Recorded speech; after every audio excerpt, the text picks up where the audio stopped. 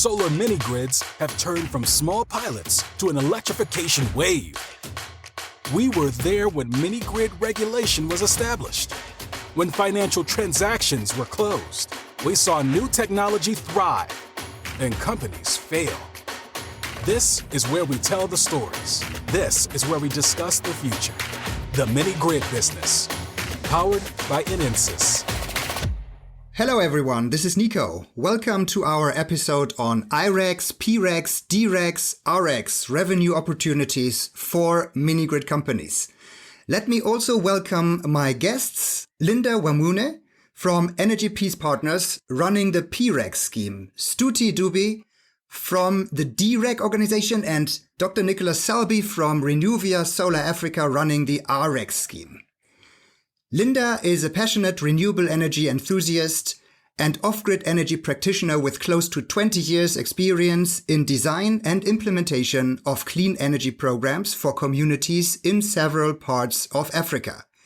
Currently working at Energy Peace Partners, she is leading efforts to promote the adoption of the Peace Renewable Energy Credit, PREC, an innovative climate finance instrument to advance the deployment of more renewable energy projects across fragile states in Africa and beyond. Stuti Dubey is the executive director of the non-profit behind DREX. She has more than 19 years of professional experience across corporate and non-profit sectors and an executive MBA from EHC Paris with a specialization in energy and climate. Dr. Nicholas Selby is the Vice President of Engineering at Renewable Solar Africa, a solar mini-grid company with operations in Kenya, Nigeria, and Ethiopia. He holds a PhD in electrical engineering and computer science from MIT, has worked previously with NASA's Jet Propulsion Laboratory and Sandia National Laboratories, and is a member of the Forbes 30 Under 30 class of 2023. Nice to have you all here today. Pleasure to be on. Longtime fan, first-time caller of the podcast. Thank you.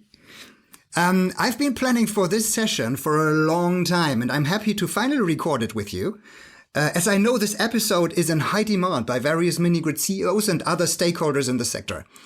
Initially, I wanted to call this episode Odd One Out, IREX, PREX, DREX, RX, TREX.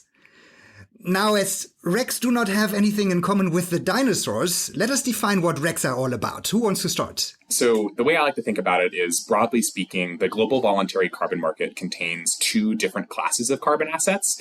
There's carbon credits and renewable energy credits. Each carbon credit corresponds to 1 ton of carbon dioxide equivalent that was not released into the atmosphere, kind of like a certificate for not doing something bad. And a renewable energy credit, or REC, is the flip side of that coin. Instead of not doing something bad, you get a REC for doing something good. Each REC corresponds to 1 megawatt hour of renewably generated energy, just like Linda said. Different buyers often want different classes of assets, and we've seen that carbon assets tend to be a little bit more popular than RECs, but both certainly have their place in the market. An IREC is a specifically branded subclass of REC that has a kind of stamp of approval on it from the International Tracking Standard Foundation. They're a nonprofit who wrote a standard for what they believe should count as a quote unquote like true REC, the theory being that they could increase the sale price of RECs in the global voluntary carbon market by doing some much needed quality control. They did an excellent job at the quality control part. Furthermore, like our RECs, they don't charge renewable energy producers to use their platform, which is really nice. But unlike our RECs, they do charge buyers some hefty fees. Okay. So RECs, from a mini-grid operator's perspective, are a potential revenue source for renewable energy that they generate and then distribute to their electricity customers in rural villages in Africa or wherever in the world. So now these RECs are being generated, as you already said, through electricity generation. But then there's also an offtake side. Who are the buyers of RECs and how do these pay? Stuti. Thanks, Nico. From our experience, we have seen a lot of interest from corporations. So the typical avenue is that RECs are a very, very good instrument for their Scope 2 requirement. One of the things that we have also tried position for is REX for Scope 3. So value chain. So corporates would be my first buyer set. It could also be utilities in a broader scheme. So utility companies, they buy REX for their regulatory mandates, and it could also be individual customers. But it's a very huge market, and it would really depend who really wants to buy the REX, but everyone is welcome to buy it. That's how I would put it. And in our case, corporate buyers are the critical target set. Can you explain quickly what Scope 1, Scope 2, Scope 3 means? Sure. So Scope 1, in this context, I would just talk about corporates. So corporates are producing carbon, or there is carbon emission from their direct operations. That is in context to the services and goods they produce or provide. Scope 2 is related to the electricity that they consume directly in their operations. And Scope 3 is everything else, that is supply chain on 3A side and their consumers on 3B side. Okay, understood. So you said corporates. Does that also hold true for REX and PREX? I would comment on DREX. So DREX and also PREX. Yeah. Linda, I'll just vouch for all of us here. So PREX, DREX, they are essentially IREX, right? They are IREX with a specialized label. So it is applicable to us, but I would let Nick comment on REX here.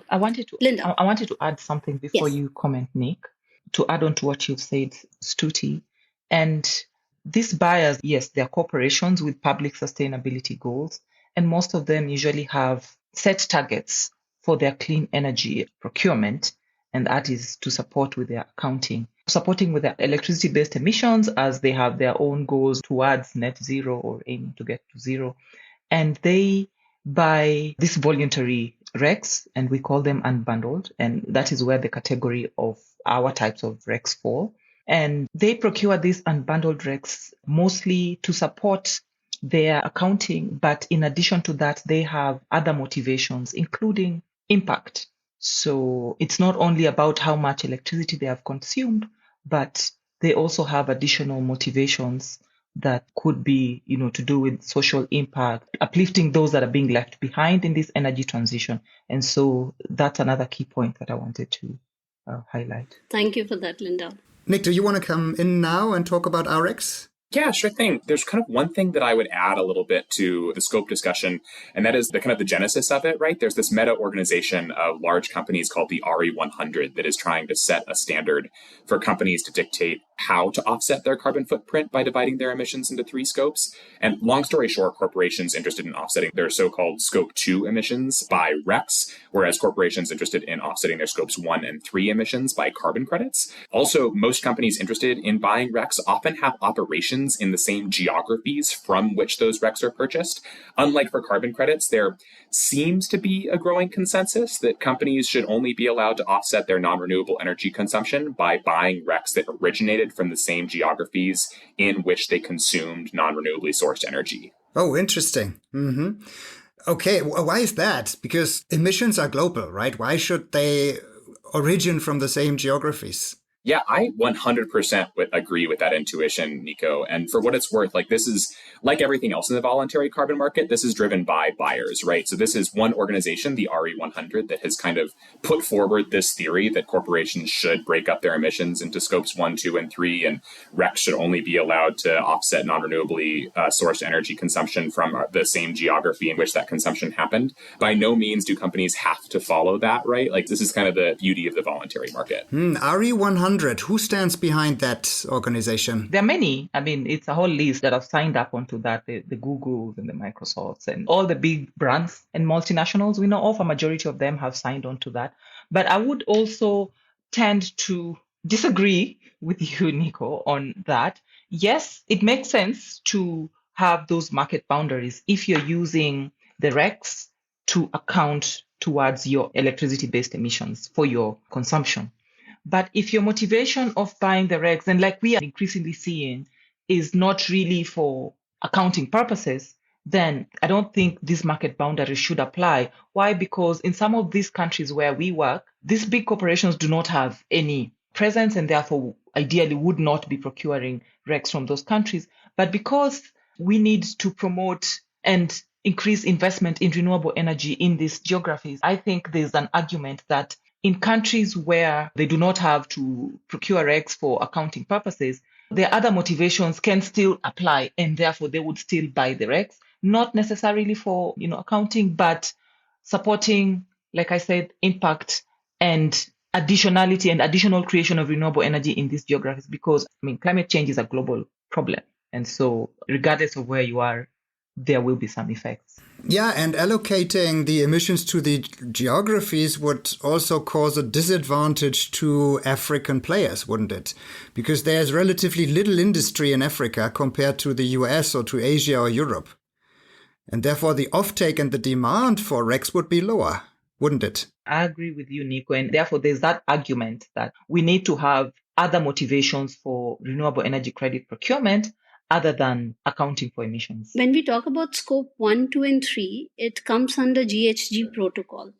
So GHG protocol dictates how scope 1, 2, and 3 can be targeted and how it can be claimed for companies for their net zero targets. Now, RE100, which is a global initiative by CDP, Carbon Disclosure Project, and Climate Group. They started this global initiative to bring a lot of corporates, and they have a good number of more than 400 something. That's the last one I remember. They have a lot of corporates who have agreed to reach their goals of 100% renewable energy electricity through RECs or improving their own electricity consumption in their processes, and also beyond their immediate consumption, which is in their value chain and for their consumers. So if you go and look at it, Apple has actually achieved their goals already, which was set for 2025, I guess. Now, with this in line, when you talk about IRECs, so we have to understand that all these claims that are there, they commit countries to the Paris Agreement under NDCs. So duplicacy is a very serious problem, and something that has already claimed by someone cannot be claimed by someone else. So all the IRECs that we are talking about, if a corporate is buying an IREC, they are claiming it for their scope 2 and scope 3 probably, then the same unit cannot be claimed by the country or the geography that was created in. So while the geographic constraint is something that we would ideally not want to have because we really want to expedite the process, but it is a very typical accounting problem that we are looking at. Okay, and how does the sales process work? Now, somebody has generated a megawatt hour of renewable electricity and created a REC, may it be a D-REC or a P-REC. Then how do you find buyers for this? I understand that you use the IREC scheme for the P-RECs and the D-RECs. And then is IREC somehow involved also in the trade later on? Or is that completely independent? IRECs is the standard which is facilitating the trading of RECs. They do not directly get involved in it. Trading of IRECs, but they do not get involved in it. They have identified different players, different role for each of these players. So there would be issuers, there would be market participants, there would be registrants, there would be project developers. So you have this whole ecosystem where each entity has their role to play. And if you follow the process, what you avoid essentially is the duplicacy of the claim. I realize I have not defined what a PREC is. So please allow me to do that. Please go ahead. And so for Energy Peace Partners, we developed this label. We call it the Peace Label, which we label on an IREC. And so a PREC is an IREC. And that means that we rely on the iTrack Foundation standard. They developed this standard called the IREC, and we rely on that one. And so we label an IREC, we give it the peace label. And why we do that is because of a number of factors. As an organization, we are a nonprofit, and we believe that renewable energy can play a very important role in promoting peace in some of the world's most fragile countries. And by fragile, I mean countries that have been or are at conflict risk, very, very climate vulnerable, and in most cases, they experience the highest levels of energy poverty globally. And therefore, we have a niche and have selected specific geographies where we can have this PREC label applied to renewable energy projects that are being built or are generating from those countries. So it's not a universal label regardless of where the REC is generated from. And that is what differentiates us from other players, for example, like the DREC, because we focus on specific geographies. And the whole idea is because of the limited investment in renewable energy that is going to these places, we seek to get a premium pricing out of a PREC. And the volumes are low. And so it only makes sense that the price is fairly high so that the absolute amount that a project developer gets is meaningful and can make some change and advance continued development of renewable energy in this location. Can you tell our audience which countries you're active in? About 27 countries globally, a majority of which are in sub-Saharan Africa, countries such as the DRC, Ethiopia, South Sudan, Somalia, Chad, Mali, and so on. Nigeria, let me not forget about Nigeria. But yeah, so we carried out a very extensive research and were able to narrow down to this number of countries. Outside of the continent, we have countries like Haiti, Myanmar, so, where similar challenges are being experienced, but not within the continent, countries like Yemen as well. Your question was, how do we find buyers? Like Stuti said, we also work with market intermediaries. That's one way of finding buyers. And because it's not an instrument they have been familiar with, usually these market intermediaries, they sign contracts with the corporations and are able to help them procure different types of certificates that are able to offset their emissions. And so RECs are one of them. They are used to IRECs or GEOs. That's what they have known for many years. But now that we have the PREC, we realize that we have to do more work in terms of getting them to, first of all, being aware that there's something called a PREC, and it's actually an IREC with a special label, and the volumes are low. So we do a lot of education and outreach with these market intermediaries to be able to get their sales teams and consultants to become familiar with the PREC and being able to put that in front of their clients. So that's one of the ways. Another way that we do it is also engaging directly with these buyers, because these corporates, usually they have their sustainability teams or departments or divisions within their corporations. And so reaching out to these people and also making them aware of the existence of this instrument called a PREC and why it exists and the motivations why they should be buying them. And so once they are aware, they are also able to put that in front of their intermediaries. Another thing that I would like to add is, as EPP, we play a dual role currently, I would say. We are an issuer of IRECs in some countries and also the exclusive issuer of the PREC label anywhere. And we realize that an issuer is only one player in that ecosystem. But in our case, we realize that playing that role of an issuer only in the context of the countries where we're operating, and even in Africa, if you get developers to issue RECs from their projects and there's nobody that knows about them and is buying them, it doesn't add much value to them. I would say it's almost pointless. And so as an early player, we have taken on another role where we are facilitating these transactions and being able to find markets for the PRECs that we are issuing.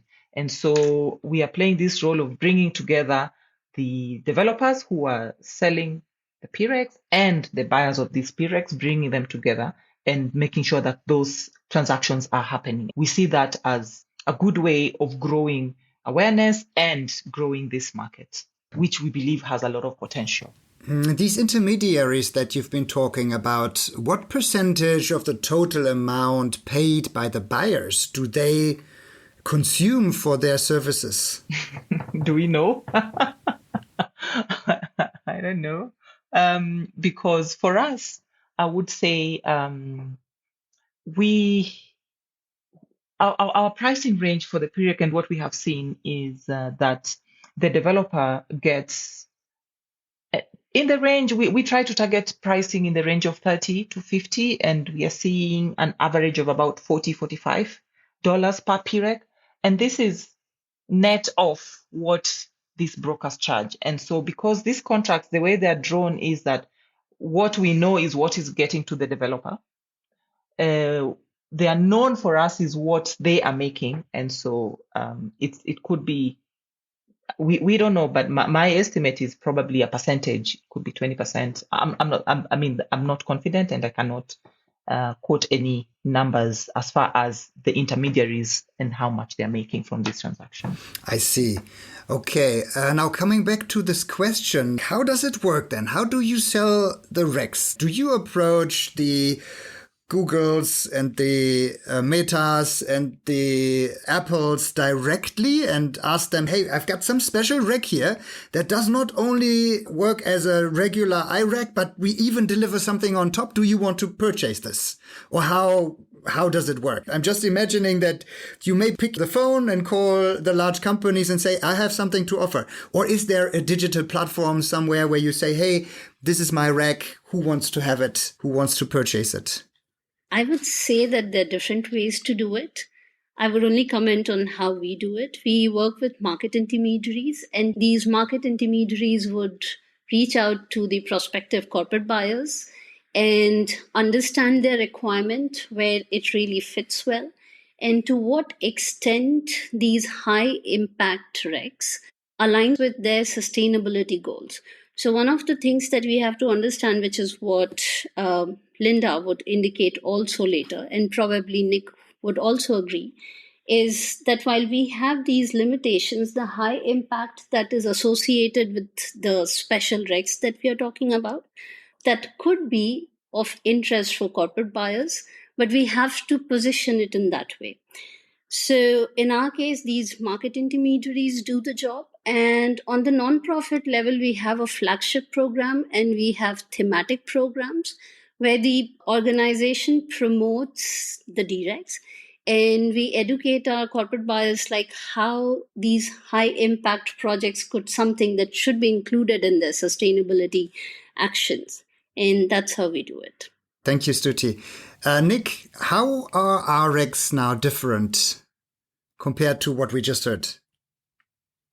I would love to kind of follow on and provide some data behind the question of, how much all of the middlemen get in the marketplace. There is actually a good amount of data on this that came out relatively recently. Power Africa released a report last year that showed between, all the verifiers and certifiers, marketplaces, portfolio managers, registries, basically all of the middlemen in the carbon markets today, only 30% of the revenues from carbon assets are actually making it back to the project developers and the communities they serve.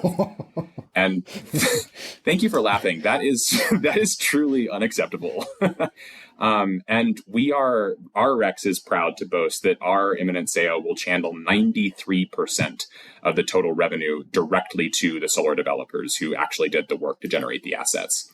See, Renewvia is first and foremost a mini-grid developer. We entered the carbon market space 2 years ago after searching for a way to make some extra revenue for our mini-grid projects. The profit margins for mini-grids are quite slim, and relatively small amounts of money can mean massive impacts for the communities we serve. So the prospect of selling tokenized environmental benefits of our systems was extremely attractive to us, as it is for many developers. We started having meetings with everyone we could get in contact with, including Energy Peace Partners, South Pole, who founded DREX, Vera, and the then named IREC Foundation, as well as a few others. None of them were particularly interested in working with us at the time. It was a combination of us not working in their particular geographies. Our projects were too small. Our largest mini grid was 541 kilowatt peak.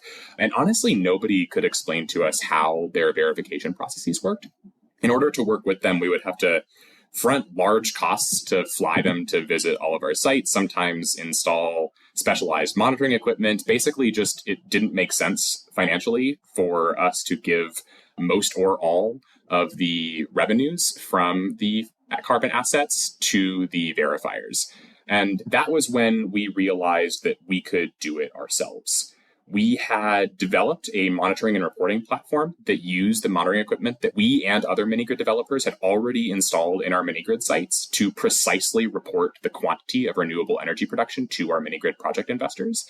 And using that reporting tool as a base, we leveraged our more than a decade of experience in the global solar industry to create a transparent and straightforward standard document for credit verification that we published on our website. Our REC platform is of, by, and for mini-grid developers. We are not limited by geography or size. Anyone can buy and sell RECs and carbon credits on our platform for free.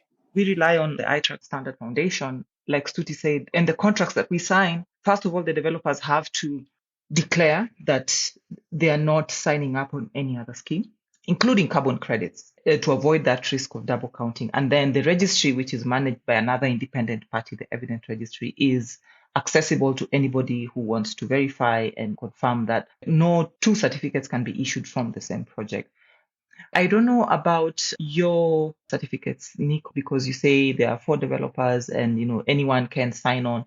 But my question is, especially for African developers, they're not very familiar with the concept of how REC markets work. You as Renewvia have the advantage that you have a parent company that is already in the US and you already have access to a number of clients that can buy your RECs. Now, for another developer, a local developer, how would they benefit? Because one, they don't have that exposure, they don't know. And that's how we have found ourselves in this role of also facilitating transactions, because they just don't know where to start from. How, if this is all blockchain based and they can come log into your whatever and get RX for their systems, what next for them? How will that translate to money for them? In addition to kind of African mini grids, Renuvia's parent company also does commercial solar in the US, and that gives us access to a massive pool of huge companies desperate to reduce their carbon footprints.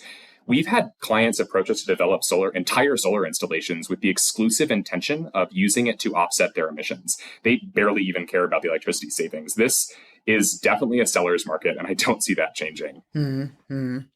All right, interesting. Now, Linda earlier said that PRECs and DRECs are based on the IREC scheme to make sure that double accounting doesn't occur. Is there any mechanism that you apply to avoid double accounting? Or could I just go to Linda and then go to you and basically say my megawatt hour twice? No. The full answer to how we verify every stage of a carbon asset's life cycle can be found in our standard, which, like I said, is available on our website. But the summary is that verification can be broadly understood in 2 parts: verification of generation and verification of transaction. Because Renewvia has been EPCing solar projects for well over a decade now, we are experts in using monitoring equipment to verify renewable energy generation. And our software plugs directly into the APIs of commercial off-the-shelf remote monitoring equipment that most mini-grid developers already have installed in their projects to calculate renewable energy generation. The second phase is verification of transaction. So for that, we leverage blockchain technology to ensure that no one can, for example, buy credits, retire them, and then turn them around and sell them for a profit, right? I'd be perhaps a little too excited to go into the technical details of how all those algorithms work if you want, but suffice to say that every transaction on the blockchain is transparent and immutable. So we've baked in security against this kind of double counting at the fundamental mathematical level. I see. Linda, Stuti, what do you think about that? Are you looking into RX register before you approach a new developer? We don't have to, because the ITRAC Standard Foundation ensures that there is no double counting, and it is all the active countries that we are talking about, it is integrated at the country level. So the role of the issuers, the role of the Standard Foundation is very strictly to ensure that everything is so well integrated that there is no double counting. Yeah, but RX are not integrated, are they? I think Nick would be better placed to comment on that, because even if they are not integrated, in some mechanism they would be integrated at the country level. So they technically there cannot be double counting. Nick, do you want to respond to that? Yeah. I'll just say quickly, the easiest way to do this, Nico, is actually to make it a legal barrier rather than a technical barrier, right? Like you said, RREX is not part of the IREX standard. We are not quite as interested in the geographic limitations and fees associated with the platform. For understanding an interplay between RREX, PREX, and DREX, and any other carbon asset player in the marketplace, I think it's better to think of this as a legal barrier. For example, PREX could force everybody on their platform to sign a contract saying that they won't act in bad faith, they won't try to double count, and that contract being legally enforceable could obviously really help prevent double counting. Mm-hmm. And the money, is that paid in US dollars, or are you using cryptocurrencies as you're using blockchain anyway? We're using USD. I love that question, though. If you really want to sell your carbon assets for, I don't know, like Bitcoin or something, you're certainly welcome to. The blockchain's not going to prevent you from doing that, obviously. But no, we currently are doing all of our sales in USD. Mm-hmm. Okay. Yeah, please go ahead, Stuti. Nico, sorry, I have a couple of questions for Nick here. I'm really curious. So, Nick, when we say RX, so DREX is distributed REX. So RX would be Renew via REX? I mean, if you want them to be Renew via REX, that's fine. It could also be like regenerative financing. It could be like revolutionary. R is just like a good letter, Okay, that's interesting. So what is the underlying asset? So when we talk about REX in our case, these are energy attribute certificates, right? And you have mentioned carbon, you have mentioned REX as well. So where do you sit? Is it carbon and energy both, or how is it? Yeah, that's a really good question. So our REX as assets on our platform are representative of exactly the same type of renewable energy credits that you're talking about. A single RREC corresponds to 1 megawatt hour of renewably generated energy. On our platform, in addition to those RECs, we also have a variety of different types of carbon credits. Developers can choose, if they want, to use a formula developed by the United Nations Framework to Combat Climate Change, or UNFCCC, to convert their renewable energy consumption into carbon reduction for carbon credits on our platform. Linda did mention the range for PREX. So what would be the range for RREX? The sale that we're about to make puts the price of RREX at about $33 per megawatt hour. Okay, just to repeat, Linda, what did you say before? You said regular IREX are something like 35, right? Dollars? No. No. In Europe, you can get, I believe, in the range of $5, $7 if you're lucky, per certificate. 3 to 5, I see, per megawatt hour. And I think you said you have a top up that then takes it to what level? So because of the label that we have seen transactions in the range of 30 to 50 and are settling at about, I would say 40 to 45 as the average price per certificate. Yes. I see. And then, Nick, you said you are in the range of 33? Yeah, the imminent sale that we're about to make is for $33 per megawatt hour, of which the project developers will keep 93% of the revenue. One thing... I see. Yeah. And Linda, the prices you were talking about is the net price for the developer, right? No, or is that the net price for the developer? Yeah. And as I said, as an issuer, we take $2 per certificate, and that takes care of both the IREC registration and our fees. So this is something we're doing for almost nothing, because the benefit is designed to be maximum for the developer to get. Stuti, can you tell our audience quickly what range DRECs are sold at? Just with the historical figures, what we have seen is between $25 to $35. That's the range we have seen so far. May I add a comment? I would like to add one general comment, and I believe this cuts across the board. The REC market, especially in the context of Africa, is very new. And so we do not have enough historical data to confidently say that this is the price of a REC from renewables in Africa. That's why we are trying to promote, these special labels to be able to skew it on the higher side because of the benefits that can be accrued. And the REC market itself is projected to grow. By 2030, the projections are that it may be a $100 billion market. And so we would like to, of course, get as much benefit as we can. But I would add a rider to these figures that we're giving you that it's a market that is just beginning to grow. And so it may be that in a couple of years, we will have reached some equilibrium that regardless of the label or whatever, the prices may be the same. They may be higher or have settled within a certain range. Yeah, and as Nick said, it's probably a seller's market at the moment, but well, with growing renewable capacity in Africa, that may actually change. Let's see, and then prices may be under pressure.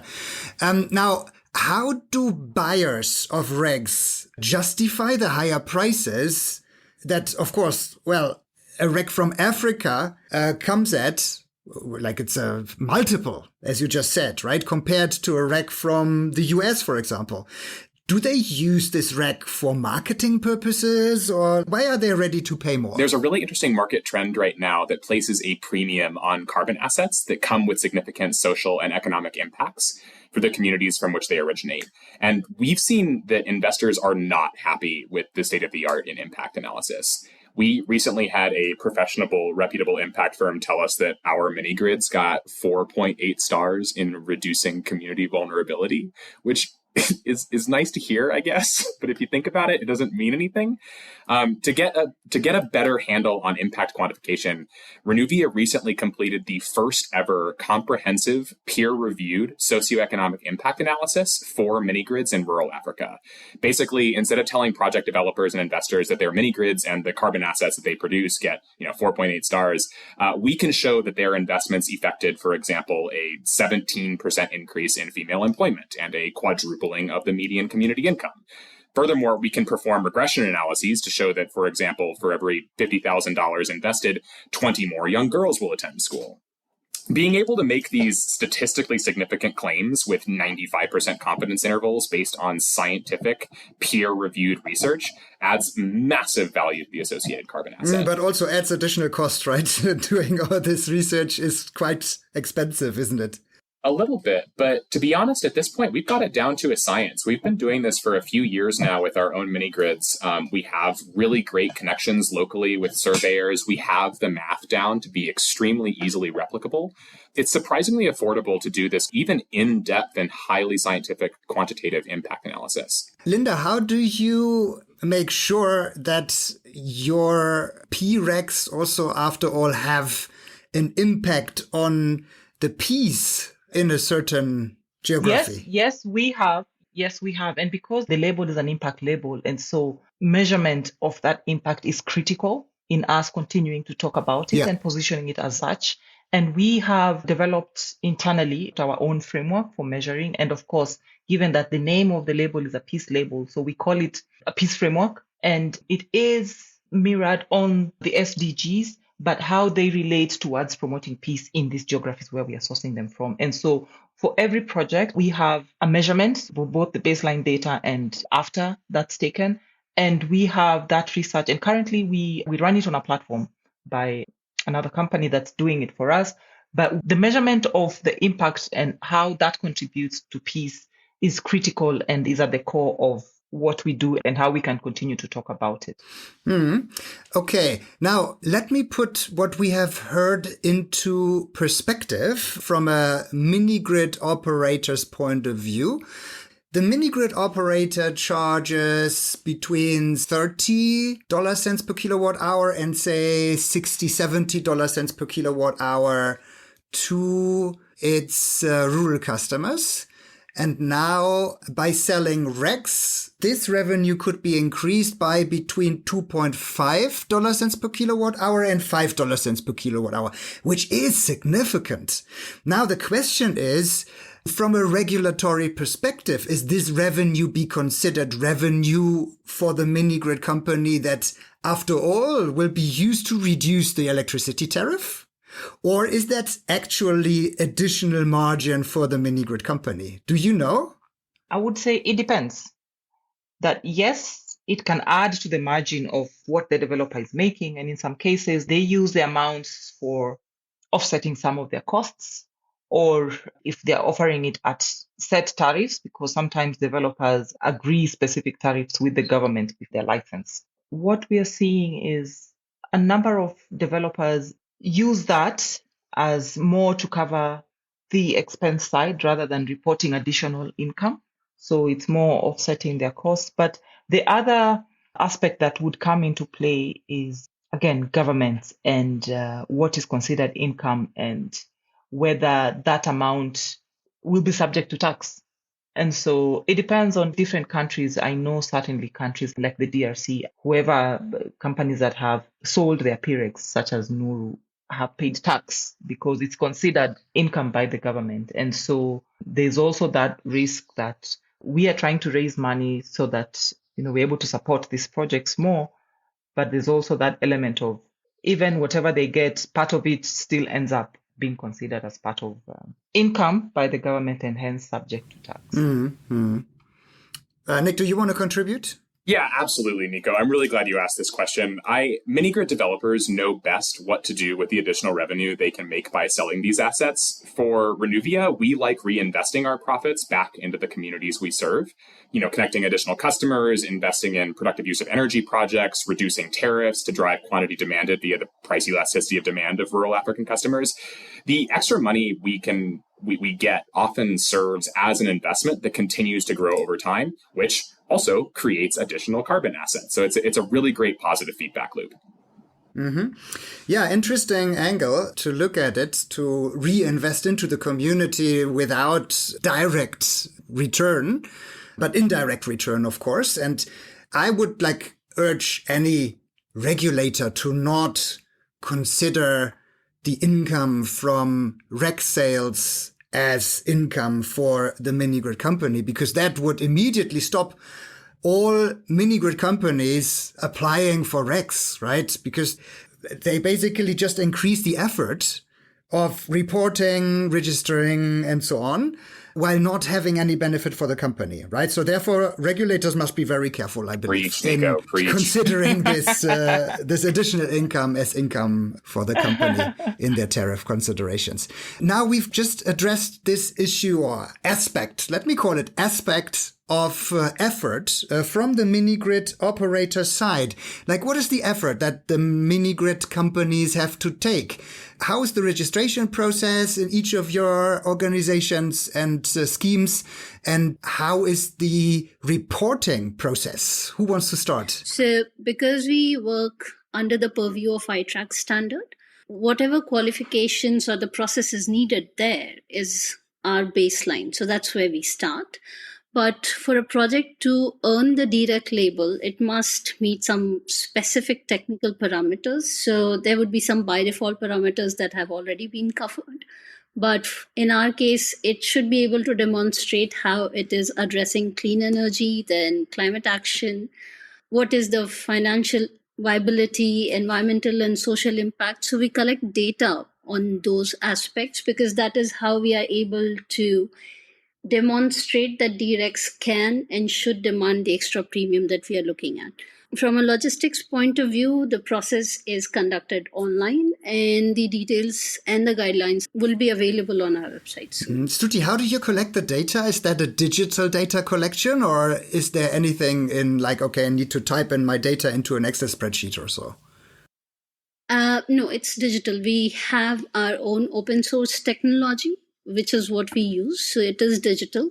But again, at the same time, we have to understand that the ITRAC processes do demand, and for that reason, even evident, do demand a lot of physical documents. So that has to also be supplied at the same time. Because we work with the local government bodies as well, right?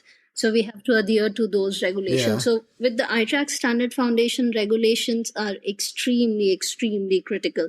We have to abide by them. Can you provide some examples of what physical documents need to be provided? We are talking about all the registration processes the mini-grid or these SHS systems have to go through, the licenses that they need to operate. So all these documents would come under the regulatory purview. I see.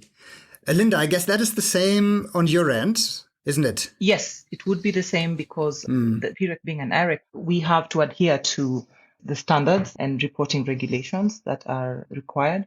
And on top of that, we have our own, what we call PREC qualification process.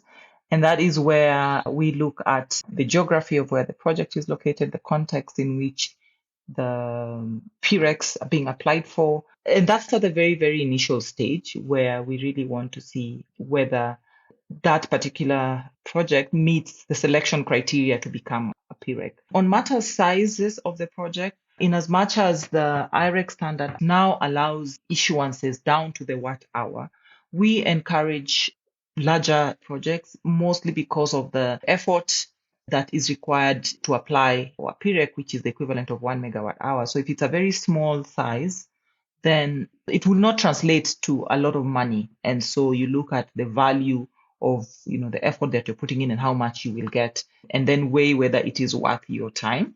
And so it is that larger projects would benefit because they generate more PRECs and therefore more money, and would find it more beneficial for them. So that is on the project size. In terms of the actual process, we have partnered with Odyssey, and all the applications are done online on the Odyssey platform, and we review and communicate. But when Stuti said, when it comes to the actual IREC registration processes, yes, they have licensed platform operators, and now they have one recently. And so if there's a way of having all that done through the platform operator, it can become much easier. But because it's only just beginning, there's still a lot of manual processes when it comes to the IREC registration itself. I see. Linda, I had one question earlier already, which I would like to ask now. When you select a country like Nigeria, which is a large country, then there is, in the north, there is some conflict. And for that reason, you list that country under your PREC scheme. Is the whole country eligible for PRECs, or is it just the north of the country where the conflict is happening? So currently, and it's mostly just because we are starting off, we have tended to focus more in the northern part of the country because that's where there's more conflict compared to the south. But that doesn't mean that even in the south, there are some pockets and communities where you'd find some instability, and therefore a PREC would be beneficial. So that doesn't rule out us considering those specific cases. I see. Okay. Nick, what about you? Yeah, so our RECs are not limited by geography or size. Actually, one of the producers on our platform is a refugee-owned company with just one mini-grid, and they're making like a few $100s from their carbon assets. They're pretty pumped about it, and I love them a lot. Obviously, you'll make a lot more money with bigger projects, as many mini-grid developers have, but the verification process is still not too onerous. For mini-grid companies, we have an onboarding process that involves you filling out a form, basically saying that you want to participate in our platform, and then you give our software read-only API access to your approved remote monitoring equipment. All of the details behind that are available free online in our standard document. Let's talk about the technology for some time. I understand that each of you links 2 data loggers on site, correct? How does that data communication work? Nick just said there is an API that is specified, and the mini-grid company needs to make sure that the data is reported to the blockchain. How is that happening in DRECs and PRECs? As I mentioned earlier, we have our own open source technology platform. So the platform is responsible for validating meter reads using a proprietary algorithm, which we receive through the post API meter reads endpoint of the platform's API. So we again have an API. In turn, we also work with the likes of Odyssey, Prospect, etc. to get additional data. Now, the system's objective is to validate and bundle verified data for transmission to IREC Evident via API, where the actual certificates are issued. So one of the things I would like to probably highlight here is what Linda was earlier saying, that on IREC, you can register device even in the capacity of watt hour, right? But each unit actually is of 1 megawatt hour. So one of the things which is a business case for us is aggregation and bundling of these small devices. So maybe a watt hour, kilowatt hour, where we aggregate and bundle them, and we still issue the 1 megawatt hour that is needed for IREC. For what it's worth, I think it's important to clarify that these systems, the smart metering platforms, Odyssey's plugins, they're not really designed for this. They, by themselves, don't have the type of security that you would really want in these kind of systems. And the reason this is important, right, is because of the impact on the marketplace a security failure would have. Like last year, the Guardian newspaper broke the story that Vera, one of the largest carbon asset verifiers in the world, had fraudulently created 90% of the carbon assets in one of their sales from nothing. And then a few months later, the New Yorker magazine broke a similar story about one of the biggest REC verifiers fraudulently selling carbon assets from a project in Zimbabwe that ended up being a scam. If we keep doing this as an industry, we will kill the African voluntary carbon market. And that's why Renuvia built our standard and the technology on which it rests to be radically transparent, entirely data-driven, and uses the state-of-the-art in security protocols. And we've noticed that buyers put a premium on the assets on our platform as a result. I certainly know that the reality for a number of developers is that they also rely on manual readings. And so, having to get somebody to physically go and get the data from the inverter. And maybe, Nick, you might know better, but I've heard from some developers that this software sometimes fail. And so they don't record the data as required. For us, the advantage of relying on the software, in cases where that's not available, we also have ways of either having that data provided physically, like somebody literally going to that inverter and getting the readings and sending that through to us. And also we work with Odyssey, who have also partnered with a number of mini-grid developers who have synchronized their systems with their platform. So that information is also available for cross-checking. Yeah. Now, let's look into how the money is being disbursed to mini-grid companies. I understand that in some cases, the projected revenue from RECs can be disbursed upfront as a capex subsidy, so to say. And in some other cases, the revenue comes in over time as the RECs are being generated. Like, how are you organizations handling that? This is perhaps what excites me most about our platform. Because we built our technology on smart contracts, we can create derivatives, including futures for carbon assets on our platform. Say you're a mini-grid company who needs an additional $100,000 to make a project work. We can help you sell a contract for the first 10 years of your carbon assets to a buyer at a slightly discounted rate to fill that $100,000 hole in your project right now. Yes, mini-grids should absolutely take advantage of the kind of free money they can get from the impact their projects have already had on the environment. But in my opinion, the real money is in upfront payments for future credits. All right. What about your schemes, Linda and Stuti? For PRECs also, being able to raise capital to develop new projects, that's really what would be most beneficial for developers. And we have set up what we call the PREC aggregation facility. And the whole idea is to have money that will be able to be disbursed to a developer upfront in exchange for, future delivery of PRECs. And that money would then go into supporting their CapEx raises. I would say that's coming soon. It has been delayed, but we hope to have this rolled out over the next couple of months. We are advanced stages in getting this finalized. Which, after all, increases the demand risk to a certain extent, doesn't it? Like in mini grids, the demand risk is the largest risk, right? If the demand doesn't develop as projected, then your revenue is significantly lower while your costs are more or less fixed and you run into losses. So now if you, for example, arrange for a future and already sell future electricity generation, and after all, what you sell is the consumption, right? Because the generation capacity is there. The question is, do you have enough consumption to supply the electricity that you could potentially generate? Now, if you sell a future, then you increase your demand risk, because I believe that if you don't meet your obligations to deliver and to increase the consumption to a certain level, then you have to pay back the money that you receive for the RECs, isn't it?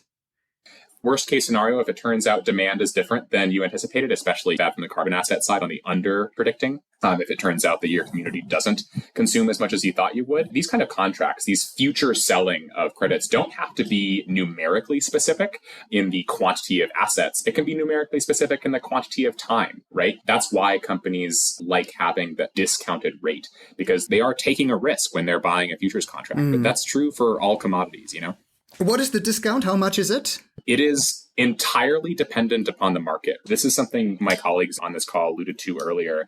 There is not a clear price for any of these assets yet, and the prices are fluctuating, and the same is true of the discount rates for future sales, right? Yeah, but can I get an idea? Is it 10%? Is it 30%? Is it 50%? Or is it 5%? Yeah, so we've been having conversations where the interest seems to be hovering around 20% discount rates. So in our case, we have seen both, but as Nick mentioned earlier, there's a lot of value with upfront payments. So we have seen projects where the payments were upfronted.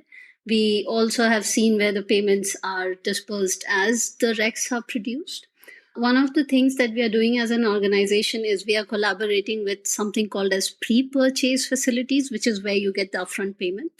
And also with a lot of RBFs and DFIs to ensure that while DREX also acts as a de-risking tool, it enables the leverage that these DRE project developers would need for CAPEX and for OPEX. Okay, good. Then let's wrap up this session. What does the future of RECs in the mini-grid sector look like from your perspective? We talked a good bit about how this is a seller's market right now. There's a lot of demand for the products that we are producing. And to be honest, I've seen study after study showing that demand for carbon assets will only continue to rise, right? Like a report by McKinsey shows that the voluntary carbon market's reaching $50 billion by 2030. And Data Research projects the global carbon markets as a whole reaching almost $3 trillion by 2028. The share of that money that is going back to the people who are actually doing the work, the project developers and the communities they serve, in my opinion, is of utmost importance. I mean, the future is definitely bright. Nick has just provided some statistics and metrics. And so we see growth in this sector, and especially considering how more companies are now looking to help their suppliers and customers to support clean energy in all the countries where they're located. I mean, there's the cross-border adjustment mechanism and the laws that have just come into place in Europe. And so that would force companies to use renewables. And if they don't have, then that means they will be forced to look for certificates to prove that. And so the potential for this market is bright, and the increased attention to Scope 3 specifically will be huge.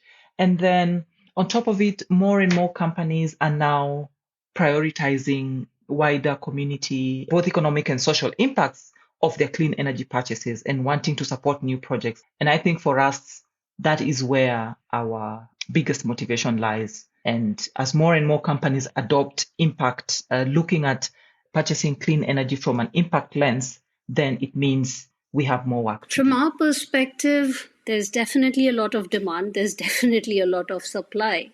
But with everything that is happening and with the regulations and the responsibility on making it more transparent and credible is concerned, I think there would be some initial frustration with all parties involved to adapt and adapt ourselves to be that transparent and to be able to demand the premium because of our credibility. So that's more of a logistical problem that I see. How do we equip ourselves with all these different regulations that are coming in, and how do we adhere to that? But once we have ironed that out, I do see that there's a lot of value. And one of the things that we do as DREX, is that we are trying to make it more and more inclusive, right? So the inclusivity also means that different kind of providers, mini-grid, SHS, they all can participate. So the future does look bright. We just have to work really hard to get there, though. All right. Thanks a lot for those final statements. Thank you, Stuti. Thank you, Linda. Thank you, Nick. That has been very informative for me. I learned a lot today, and I hope our audience also did. And I'm looking forward to meeting you more often in the mini-grid space and really helping all the mini-grid companies accessing the RECs of your respective organizations. Thanks a lot. Thank you. Thank you, Nico. Thank you, Nico. And thank you, Linda and Nick, for really helping me have this amazing conversation. Thanks, everyone. Likewise, it was a pleasure. Thank you, guys. Thank you, Nick. Thank you, Stuti. Bye. This episode of the Mini Grid Business has been brought to you by Enensys, your one-stop shop for sustainable mini grids. For more information on how to make mini grids work, visit our website, enensys.com, or contact us through the links in the show notes. The Mini Grid Business, powered by Enensys.